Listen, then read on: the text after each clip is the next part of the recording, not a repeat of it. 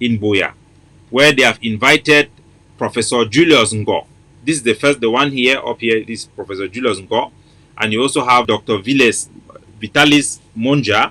You have Jude Viban. Jude Viban is the head of the Journalists Association or Union that is there.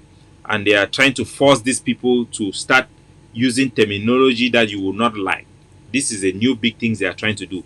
The seminar was held in Mountain Hotel in Buea, and the title of the seminar, the workshop, was called Understanding History, the Correct Narrative. And it was done primarily by Dr. Julius Ngo, the one you see up here. And Dr. Julius Ngo, this guy is not an Anglophone, the so-called Anglophone. He's not an Ambazonian. He's the same like Ellie Smith. He's the same like Mimi Mefo. He's the same like... these are all Bawa people that were brought into Ambazonia.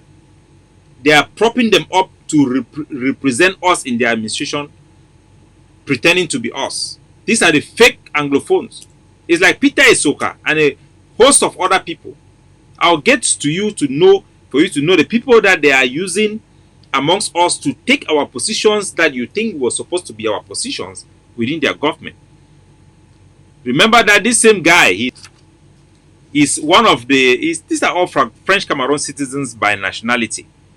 Dr. Julius, you remember there's one journalist who, I think he died, a sport journalist. He's called Zachary Kwa. He was doing sport journalism in football, in Nations Cup and all this thing. This is his brother. And that Zachary, is it Zachary Kwa or Zachary somebody like that? I forgot that name of that journalist. How can I forget this guy's name? So he was very famous, and people look at him like Anglophone because he speaks English, he grew in Ambazonia, but he's not.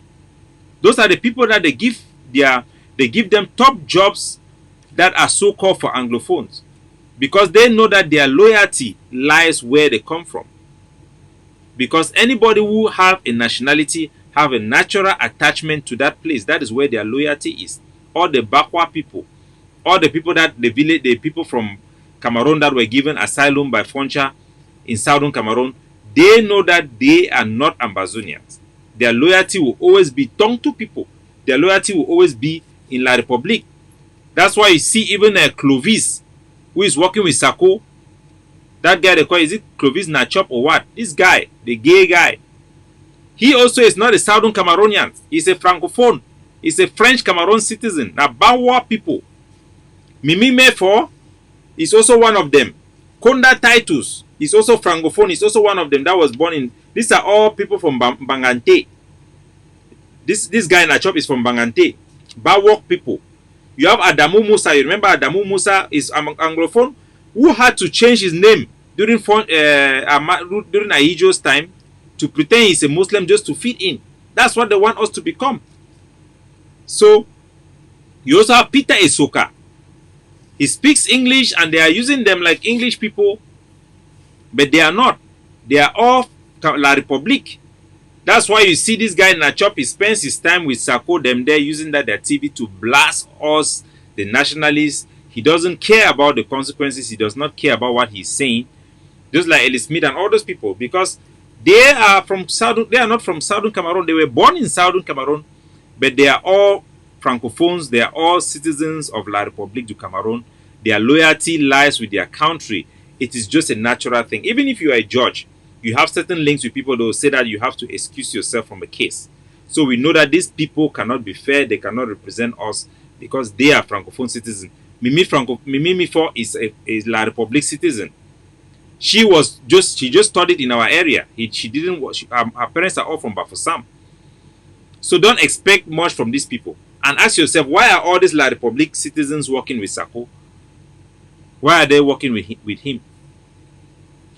So what these people are saying, is that the Professor Julius Ngo, who was the one teaching the journalists how to use the correct narrative, he's telling them that the 1972 referendum, that there were two ballots.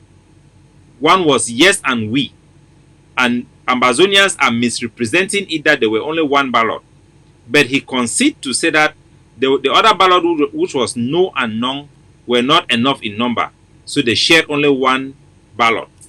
So he is also admitting that there were only one ballot shared. The fact that they had no ballot, but they give the parliamentarians there just one ballot paper for yes and we, means that it was a fraud. So they are trying to lie, but the more they are trying to lie, they are even exposing themselves. So they want journalists now to go with this narrative as the reality, but that is not the truth. Then he also says Southern Cameroon was never an independent state. Southern Cameroon was never an independent state. This is just so intellectually ridiculous. Of course, Southern Cameroon was not an independent state. From its creation, the demarcation of its land, of its territory, the giving of the status of a trusteeship territory, it was never an independent country, including La Republique. La Republique was not an independent country until they attained independence. So Southern Cameroon, just because we were never independent, does not mean anything. Just like the people who are saying restoration, why do you want to go? We have never been independent. Southern Cameroon independence was granted. For what he says was Southern Cameroon independence was granted upon joining. The fact of the matter is there was never joining in the first place, because the text that prescribed our joining was never implemented. So the basis of our joining is by the text of the General Assembly Resolution 1608. It was never implemented. And I'm going to show you the document so that you can see for yourself. The real document, I'll put it here. You will see the video so that you can read for yourself. So the resolution have many votes they had several votes in the United Nations General Assembly. They voted for the end of our trusteeship agreement with England. That means we are no more dependent on England. From the 1st of October, Southern Cameroon was no longer dependent on England. We become independent. But our independence was hijacked because the British government took the instrument of our sovereignty and handed it to Amadou Ahidjo in Tiko Airport. That day they left. Our independence was now in effect because they had a separate vote for our independence. I'll show you the document. They had a separate vote for our independence. We became an independent country, but that independence was hijacked because Cameroon government presence in our country was a hijack of our country. They imposed an alien law upon our people. They imposed their constitution on our people, which were all a violation of the laws and the texts that were supposed to unite both Cameroons. So Dr. Vitalis also was there to support him. Can you imagine Dr. Vitalis Monja? He was there to support him, and then Viban also was there to support him. So all these people, maybe you guys need to come and answer questions in the bush. You guys need to go and answer questions in the bush. So these journalists, their indoctrination workshop that took place in Buea, they called 40 journalists to come there. They were given money from the Prime Minister's of the Colonial Prime Minister's office. Dangote gave them money. They called them pocket money for workshop, but we're not saying that bribery that, and they expect that they will continue for the talk these lies. So, ladies and gentlemen, let me bring to you now a presentation of the truth, and this is just timely because our Independence Day is approaching, and I want you people to know exactly the truth. I'll bring some of those documents here. I have it in video form. So I'll play the video. It will be showing behind my back, and then you see, for example, exactly what happened on page 458. It talks about the debate that they have in the United Nations before they pass the resolution 1608. I'll show you. You see the comment of all the countries that participated. And I think the governing council have to be contacting those countries to follow up on what they were saying. Because to understand that Southern Cameroon attained self-governance in 1954. And let me play it. So it triggered all the mechanism that our territory was divided into Northern Cameroon and Southern Cameroon. They all justified it. They debated it, why they had to divide the territory and vote separately for plebiscite. All those debates are there. You can read them. You understand it for yourself. It's very simple. It's not very long. Our trusteeship with the United Kingdom, the agenda, the reports that they had from the UN, the presentation from John Foncha, the various countries that spoke, what did they say. Everything is well documented. So nobody cannot lie us or deceive us to think that we don't know what we are doing or we are misinterpreting it. I put it here so that you can see. The resolution 1608. These are the original documents from the United Nations. These are original documents.